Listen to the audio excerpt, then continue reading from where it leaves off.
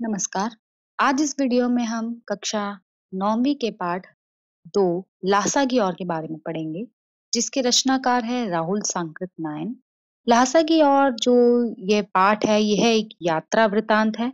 इसमें राहुल सांकृत नायन ने सन 1929 से 30 में नेपाल से तिब्बत के दुर्गम रास्तों का रोमांचक वर्णन किया है। तो आइए पाठ की ओर बढ़ते हैं और पाठ का नाम है ल्हासा की ओर। अगर आपने अभी तक मेरे चैनल को सब्सक्राइब नहीं किया है तो सब्सक्राइब कर लीजिए ताकि आगे आने वाले वीडियोस के अपडेट सबसे पहले आपको मिले। तो पाठ की ओर बढ़ने से पहले हम इस पाठ के जो लेखक है राहुल सांकृत्यायन के परिचय को जान लेते हैं कि वो कौन थे। हिंदी के प्रसिद्ध साहित्यकार राहुल सांकृत्यायन का जन्म सन 1893 में उत्तर प्रदेश में हुआ। उनका मूल नाम था केदार पांडे। उन्होंने काशी, आगरा तथा लाहौर से शिक्षा प्राप्त की। सन 1930 में उन्होंने श्रीलंका जाकर बौद्ध धर्म ग्रहण किया। तब से उन्हें राहुल सांकृत्यायन नाम से पुकारा जाने लगा, यानी इनका मूल नाम नहीं था। राहुल जी विविध भाषाओं के ज्ञाता थे। उन्हें पाली, प्राकृत, अपभ्रंश, तिब्बती, चीनी, जापानी, रूसी आदि सभी भाषाओं का ज्ञान प्राप्त था। इसलिए उन्हें महापंडित कहा जाता था। सन 1963 में उनका देहांत हो गया। राहुल सांकृत नायन ने कहानियां, उपन्यास, निबंध, आत्मकथा, यात्रा वृतांत, जीवनी, आलोचना आदि विविध विधाओं में अपना लेखन किया। मेरी जीवन यात्रा, दर्शन दिग्दर्शन, वोल्गा से गंगा, भागो नहीं दुनिया को बदलो, घुमक्कड़ शास्त्र आदि ये इनकी रचनाएं हैं। उनके द्वारा रचित ग्रंथों की संख्या 150 के आसपास है। राहुल सांकृत्यायन के साहित्य में जिंदा दिली और साहस के दर्शन होते हैं। उन्होंने न केवल स्वयं जीवन भर देश विदेश की यात्राएं की, अपितु अपने साहित्य में भी उन यात्राओं का सजीव वर्णन उन्होंने किया है। उनकी यात्रा पिकनिक या मनोरंजन का शगुल मेला नहीं होती, बल्कि कठोर साधना होती है। यानी सिर्फ वो घूमने के पर्पज से नहीं जाते, एंजॉय करने नहीं, वो चीजों को समझने जानने के लिए यात्रा करते हैं। इस साधना के दर्शन ल्हासा की ओर नामक यात्रा वृतांत में देखा जा सकता है। महापंडित राहुल जी की जो भाषा है वो घुमक्कड़ी है, यानी घुमक्कड़ी भाषा का मतलब है घुमक्कड़ वो प्रवृत्ति के हैं, यात्राएं वो करते रहते हैं। तो इस वजह से जिस जगह पर उनका जो असर है, जिस जगह पर वो उस समय रहते हैं, उस जगह की भाषा या आम बोलचाल का उनकी रचनाओं में प्रभाव देखा जाता है। तो जो पाठ है वो कुछ यात्राओं पर ही आधारित है, जिसमें राहुल जी ने अपनी जो यात्रा की है उस यात्रा को उन्होंने एक पाठ के माध्यम से व्यक्त किया है। नेपाल तिब्बत मार्ग नेपाल से तिब्बत आने जाने का मुख्य मार्ग है। फरी कलिंगपांग का रास्ता खुलने से पहले भारत का व्यापार भी इसी मार्ग से होता था। यानी जो जगह की बात की जा रही है फरी कलिंगपांग, ये पहले रास्ता नहीं था, ये इसको बाद में बनाया गया है। तो बताया गया है कि इस रास्ते के बनने से पहले तिब्बत आने जाने का रास्ता नेपाल तिब्बत मार्ग था। यह सैनिक मार्ग भी था, यानी जो फौजी चौकियां वगैरह जो सोल्जर्स वगैरह जाते थे वो भी इसी रास्ते, यानी ये एक ही रास्ता था जाने के लिए। आज भी इस पर अनेक चौकियां और किले बने हुए हैं, और आज भी अगर इस रास्ते से कोई जाए तो इस रास्ते पर आज भी बहुत सी चौकियां यानी सोल्जर्स के रहने के ठिकाने और किले बने हुए हैं। कभी यहाँ चीनी सेना रहती थी और चाइना की जो सेना थी, जो सोल्जर्स थे वो यहाँ रहा करते थे।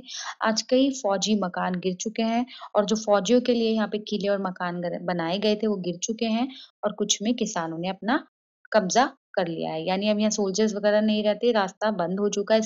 मतलब एक रास्ता नहीं है, पहले एक ही रास्ता था, अब 2-3 रास्ते हो चुके हैं। तो इस वजह से जो है यहाँ पर किसानों ने डेरा जमा लिया है। तिब्बत के जीवन में अनेक आराम तथा कठिनाइयाँ भी हैं। यानी जो तिब्बतीय जीवन है उसमें बहुत सी आपको छूट भी है और बहुत सी परेशानियाँ भी हैं। यहाँ छूट क्या है कि यहाँ पे जाति-पाति और छुआ-छात का भेद नहीं होता, औरतें पर्दा नहीं करती, तो यहाँ पे इन चीज़ों की छूट है, यानी कोई टेंशन नहीं है। और निम्न श्रेणी के भिखमंगे यानी जो बिल्कुल ही गए गुजरे भीख मांगने वाले हैं, उनको छोड़कर यानी उनको छोड़कर कोई भी स्ट्रेंजर आपके घर के भीतर आ जा सकता है। उसके कहने पर वहाँ के जो घर की महिलाएँ हैं, औरतें हैं, वो उस भिखमंगे को छोड़कर जो भी स्ट्रेंजर आया है उसके लिए चाय बना सकती हैं। वहाँ चाय, मक्खन और सोडा नमक मिलाकर चोंगी में कूटकर मिट्टी के टोटीदार बर्तन में परोसी जाती है। यानी इसका मतलब यहाँ पर ये है कि भिखमंगों को छोड़कर, भिखारियों को छोड़कर कोई भी स्ट्रेंजर उनके घर जा सकता है और घर की महिलाओं को चाय बनाने के लिए वो कह सकता है। आगे राहुल सांकृत्यायन जी बताते हैं कि जब वो परित्यक्त चीनी के लिए यानी जो छोड़े हुए चीनी के लिए से चले, तो एक आदमी उनसे राहदारी मांगने आया। राहदारी का मतलब यहाँ पर है कि यात्रा के दौरान यात्रा करने के लिए जो टैक्स है वो आपसे वसूलने के लिए आया। तो लेखक ने अपने और अपने जो साथी जिसके साथ वो यात्रा कर रहे थे सुमति, उनके हाथ में जो टिकटें थी, जो पर्चियाँ थी, वो उस राहदारी जो मांगने आया उस व्यक्ति को दे दी। सुमति की जान-पहचान यानी जिनके साथ वो यात्रा कर रहे थे उनका नाम था सुमति। सुमति की जान-पहचान के कारण उसे थोंगला के आखिरी गाँव में ठहरने की अच्छी जगह मिल गई। यानी सुमति यहाँ पहली बार नहीं आया, उसके जान-पहचान के लोग यहाँ रहते हैं। जान-पहचान के कारण उसे एक अच्छी जगह रहने के लिए मिल गई। जब वो पिछली बार पहले भी यहाँ तिब्बत आए थे, तब उन्हें घोड़ों पर सवार होकर वो वहाँ गए थे और उन्हें वहाँ एक गरीब झोंपड़े में ठहरना पड़ा था। इस बार वो भिखमंगों के यानी गरीब भिखमंगों के भिक्षुओं के भेष में वो यात्रा पर थे। आगे चल के बताते हैं कि डांडे तिब्बत के खतरनाक स्थल है, यानी एक जगह है जिसका नाम है डांडे और ये तिब्बत का सबसे खतरनाक इलाका है। ये खतरनाक क्यों है? एक तो ये 16-17 हजार फीट ऊंचाई पर स्थित है। साथ ही साथ वहाँ बहुत दूर तक कुछ नहीं है, सब बंजर है। इसलिए उनके दोनों तरफ मीलों तक कोई गांव नहीं है, इतना ऊंचाई पर होने के कारण। नदियों के मोड़ों और पहाड़ों के कारण यहाँ आदमी दिखाई नहीं देते, यानी बहुत ज्यादा दुर्गम, बहुत ज्यादा कठिन रास्ता है।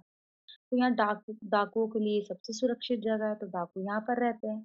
अब यहाँ सरकार पुलिस पर कोई खर्च भी नहीं करती, क्योंकि यहाँ लोग नहीं है, तो सरकार भी ज़्यादा पुलिस पर इतना खर्चा नहीं करती कि जाओ वहाँ के लोगों की सुरक्षा के लिए आप डांडे में मतलब तैनात हो जाओ। इसलिए यहाँ खून आसानी से हो जाता है और डांडे में बहुत जल्दी खून हो जाता है, क्योंकि डाकू क्या करते हैं, पहले आपको मार देते हैं, फिर देखते हैं आपके पास क्या है। कि आपसे क्या लूटा जा सकता है। वो मारते इसलिए क्योंकि वहाँ पे आम इंसान के पास भी हथियार रहता है। तो उनको लगता है कि हम इससे पहले पूछताछ करेंगे तो ये हम इसको नहीं मारेंगे तो इससे पहले शायद हमें मार दे। तो हथियार का कानून ना होने की वजह से भी डाकू पूछते बाद में हैं, यानी पहले वो कत्ल कर देते हैं उसके बाद वो जो उनको चाहिए वो ले लेते हैं। लेखक और सुमति भिकमंगों के वेश में यात्रा कर रहे थे। अब भीख मंगे बने भिकमंगों के पास होता क्या है, इसलिए उन्हें डाकुओं का कोई खतरा भी नहीं था। वह जहाँ भी खतरनाक स्थिति देखते तो वो क्या करते, टोपी उतार कर भीख मांगने लगते कि वो भिखारी है, वो ऐसे प्रिटेंड करने लगते। आगे चल के क्या होता है, अगले दिन उन्हें 16-17 मील की ऊंचाई चढ़कर लंगौर पहुंचना था। ये जगह का नाम है लंगौर और वहां उन्हें 16-17 मील की ऊंचाई पर पहुंचना था, इसलिए उन्होंने घोड़े कर लिए। उन्होंने सोचा कि हम पैदल तो यात्रा नहीं कर सकते, तो चलो घोड़े कर लेते हैं। दोपहर के समय वह डांडे पर पहुंचे। 17-18 हजार फीट की ऊंचाई थी। दाहिने तरफ हिमालय की हजारों बर्फीली चोटियां थी। ईंटे की तरफ वाले पहाड़ बिल्कुल नंगे थे, यानी नीचे देखने वाले जो पहाड़ नंगे क्यों थे? ना उन पे हरियाली थी, ना ही उनके ऊपर बर्फ थी। सर्वोच्च स्थान पर डांडे के देवता का यानी सबसे ऊंचा सर्वोच्च यानी सबसे पहाड़ का जो सबसे ऊंचा स्थान था, वहाँ डांडे के देवता का स्थान था, जिसे पत्थरों, सींगों तथा रंग-बिरंगी झंडियों से सजाया गया था। यानी ये एक यात्रा वृतांत है, इसमें कुछ नहीं है, कोई मुश्किल रटने वाली चीजें नहीं है, बस इसमें ये है कि लेखक ने जो यात्रा की है किन-किन चीज़ों का सामना करना पड़ा, क्या अच्छी चीज़ है, क्या बुरी चीज़ है, किन चीज़ों का वो दर्शन कर रहा है, किन चीज़ों को वो महसूस कर रहा है, वो सब चीज़ें अपनी इस यात्रा में वो आपको दिखाना चाह रहा है। आगे चल के उतराई आ गई, अब वो चढ़ तो चुके हैं, अब उन्हें नीचे की ओर भी आना है, यानी वो पहाड़ को पार कर रहे, क्रॉस कर रहे हैं। लेखक का घोड़ा बहुत धीमे चल रहा था, यानी सुमति का घोड़ा तो अच्छी स्पीड में था, लेकिन जो लेखक का घोड़ा था वो बहुत स्लो था। लेखक उसे आगे चलने को कहता, तो वह और पीछे हो जाता। ऑब्वियस है वो भी थक चुका होगा, 2 रास्ते आगे को फूट रहे थे, ठीक है? तो लेखक बाएँ रास्ते पे चल पड़ा क्योंकि लेखक का घोड़ा बहुत पीछे था, तो लेखक रास्ता भटक गया। उसको हो जाना राइट था सुमति के साथ-साथ, लेकिन उसका जो घोड़ा था वो बाएँ की ओर चल पड़ा। 1.5 मील चलने के बाद पता चला कि वह तो रास्ता गलत है, रास्ता भटक गया है। वह फिर से वापस आया, शाम के 4-5 बज गए। सुमति उसका इंतज़ार कर रहा था, वह गुस्से में था। सुमति गुस्से में क्यों था? क्योंकि वो उसका वेट कर रहा था, वो काफ़ी लेट था। गुस्से से मुँह उसका लाल हो गया और फिर गुस्से में उसने बोला कि मैंने 2 टोकरी कंडे फूँक डाले, यानी मैं ठंड में यहाँ बैठा हूँ और चाय पिए जा रहा हूँ और तुम्हारी प्रतीक्षा किए जा रहा हूँ। लेखक ने अपनी मजबूरी बताई तो वह शांत रहा, यानी यहाँ पे लेखक के दोस्त की भी एक इसको विशेषता कह सकते हैं, जितनी जल्दी उसे गुस्सा आता था, उतनी जल्दी उसका गुस्सा शांत भी हो जाता था। यानी जब लेखक ने अपनी मजबूरी बताई तो सुमति का गुस्सा तुरंत ही शांत हो गया। लंगौर में वे अच्छी जगह पर ठहरे थे। क्यों? क्योंकि वहां पर भी सुमति के जान पहचान के लोग थे और उन्हें वहाँ अच्छे से चाय, सत्तू और गरमा-गरम यानी जो वहाँ की तिब्बतीय डिशेज़ है, वो खाने को मिली। इसके बाद क्या था? अब वे तिंदरी के विशाल मैदान में थे। उसके चारों ओर पहाड़ियाँ थी। विशाल मैदान के भीतर एक पहाड़ी थी, जिसका नाम था तिंदरी समाधि गिरी। समाधि मतलब जहाँ पर बहुत सारी समाधियाँ और गिरी अर्थात पर्वत और तितरी जगह का नाम था। उसके आस-पास अनेक गाँव थे, जिसमें सुमति के यजमान रहते थे, यानी सुमति को जानने वाले उनके पहचान के लोग रहते थे। सुमति सब जगह जाना चाहते थे ताकि उन्हें गंडे पहुंचा सके। गंडे यहाँ पे कहा गया है कि एक एक लकड़ी के डंडे पर कपड़े से झंडी बांधकर जिस पे कोई धार्मिक चिन्ह हो यानी किसी धर्म को प्रदर्शित करता हो वो बांधने जाना था। गंडे पतली पतली चीरी बत्तियों से बनते थे, पतली पतली चीरी बत्ती जिनको चीर कर बनाया गया हो। गंडे खत्म हो जाने पर वह और कपड़ों से नए गंडे बना लेते थे। लेखक ने सुमति को दूर-दूर के गांव में ना जाने के लिए राजी कर लिया था क्योंकि लेखक जानता था, राहुल सांकृत्यायन जानते थे कि अगर सुमति दूर-दूर गए और सब जगह उनके जानने वाले लोग हैं तो वो हर जगह टाइम लगाकर आएंगे जिसकी वजह से जो उनकी यात्रा है वो और ज्यादा लेट हो जाएगी, डिले हो जाएगी। वो और लंबी खिंच जाएगी। इसलिए जो लेखक थे, जो राहुल सांकृत्यायन थे, उन्होंने सुमति को कन्विंस कर लिया था कि वो दूर-दूर ना जाए, जो भी आस-पास उनके यजमान हैं, उन्हीं तक गंडे वो बाँटे। आगे अगले दिन लेखक और सुमति सुबह 10-11 बजे चले।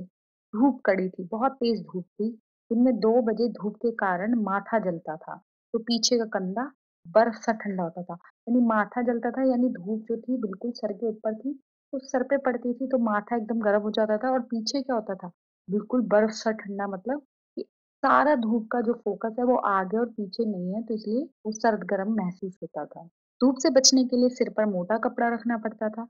यानी लेखक को इस यात्रा में कठिनाइयों का भी सामना करना पड़ा। देखिए उसका घोड़ा भी पिछड़ गया था, साथ ही साथ उसको कड़ी धूप, तो ये सारी चीज़ें भी कठिनाइयाँ हैं। आगे चल के क्या होता है कि तिब्बत की जो ज़मीन होती है, तिब्बती ज़मीन के बारे में बताया गया है, जो तिब्बत की ज़मीन है, यानी 1929 और 30 के समय की बात हो रही है, कि बड़ी-बड़ी जागीरदारों में बँटी है। जागीरदार उन्हें कहा जाता है जो जागीरों के, ज़मीनों के छोटे-छोटे हिस्सा बाँट रखा है और उनके जो वो मालिक है, जो उनके केयरटेकर है। इन जागीरों का काफ़ी हिस्सा मठों के हाथ में है। मठ यानी ये जो धार्मिक स्थल है, उनके हाथ में है, वो इनकी मेंटेनेंस देखते हैं। हर जागीरदार बेगार मज़दूरों से खेती कराता है। बेगार मज़दूर उसको कहा जाता है जो फ्री में काम कर रहा है, जो पैसे नहीं ले रहा कोई काम करने के। यानी ये मंदिर धार्मिक काम है, इस पर्पज़ से वो कर रहे हैं। खेती का प्रबंध करने के लिए कोई भिक्षु आता है और जब खेती कर रहे हैं, उनकी मेंटेनेंस को चेक करने के लिए एक बौद्ध धर्म से संबंधित एक भिक्षु आते हैं और जो राजा के समान उनको आदर मिलता है, उनका बहुत सम्मान वहाँ होता है।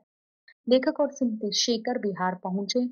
उनका मुखिया यानी जो मुखिया था भिक्षु नमसे, जो बौद्ध धर्म का मुखिया था, जो हेड था, उसका नाम था भिक्षु नमसे। बहुत ही भला मानस था, बहुत ही भला पुरुष था। यद्यपि लेखक का वेश यानी लेखक जो था भिखमंगे के वेश में था, फिर भी उन्होंने बड़े ही रिस्पेक्टफुली उनको प्रेम से उनको ग्रीट किया, उनका वेलकम किया। यहाँ एक बौद्ध मंदिर था जिसमें कंजूर यानी बुद्ध वचन अनुवाद का की 103 हस्तलिखित पोथियां रखी हुई थी। हस्तलिखित यानी हाथ से लिखी हुई और पोथियां अर्थात किताबें रखी हुई थी। तो बुद्ध वचन अनुवाद यानी बुद्ध वचन यानी बुद्ध धर्म से संबंधित जो भी कोई कुछ जानना चाहता है उसका अनुवाद भी वहां रखा हुआ था, जिसको वो बौद्ध भाषा नहीं आती। वहीं लेखक ने आसन जमाया राहुल सांकृत्यायन जी ने। यानी उनको इंटरेस्ट आया, वो जानना चाहते थे, वो पढ़ना चाहते थे। पोथियाँ मोटे-मोटे अक्षरों में लिखी थी। एक-एक पोथी 15-15 शेर की वही होगी, यानी रेत की बात कर रहे हैं। लेखक उन पुस्तकों में रम गया, उसको इंटरेस्ट आने लगा, वो उसमें खो गया और जब सुमति ने दोबारा अपने यजमानों के पास गंडे बाँटने जाने के लिए परमिशन माँगी, तो इस बार राहुल जी ने यानी लेखक ने उन्हें मना नहीं किया। उन्होंने उनको कह दिया कि आप जाओ। क्यों? क्योंकि अब उनका इंटरेस्ट आ चुका था उस किताब को पढ़ने में, जो अनुवाद था बुद्ध वचन का। पहले उन्होंने कहा कि मेरा टाइम कैसे स्पेंड होगा, चले जाएँगे, काफ़ी टाइम लगा के आएँगे और जो लेखक थे, वो सुमति के अलावा और किसी को जानते भी नहीं थे, लेकिन सुमति के बहुत जानने वाले लोग थे। इसलिए लेखक को अब अपना एंटरटेनमेंट करने के लिए एक चीज़ मिल गई और उन्होंने उसको जाने के लिए बोल दिया और गन्ने बाँटने के लिए कह दिया। लेखक ने उसे अनुमति दे दी। अगले दिन वह भिक्षु नमसे से विदाई लेकर वहाँ से रवाना हो गए, चले गए। इस प्रकार यहाँ पे जो यात्रा वृत्तांत है वो खत्म होता है। बहुत ही आसान है। आप एक बार अपनी बुक में भी अगर इसको रीड करेंगे तो आपको समझ आ जाएगा मेरी समरी सुनने के बाद, क्योंकि आपको पता चल जाएगा बेसिकली स्टोरी है क्या। साथ ही साथ आशा है आपको ये पार्ट बहुत अच्छे से समझ आया हो। उसके बाद भी अगर कोई कठिनाई है तो आप मुझे कमेंट बॉक्स में कमेंट ज़रूर करें। साथ ही साथ मैं आपको इस पार्ट से संबंधित प्रश्न उत्तरों की पीडीएफ भी दूँगी। उसके बाद भी आपको अगर नहीं समझ आता तो आप कमेंट ज़रूर करें, मैं आपके कमेंट का आंसर ज़रूर दूँगी। अगर आपने मेरे चैनल को सब्सक्राइब नहीं किया है तो आगे आने वाली वीडियो के अपडेट्स के लिए आप मेरे चैनल को सब्सक्राइब ज़रूर करें, वहीं बेल आइकन के बटन को प्रेस करना ना भूलें। धन्यवाद।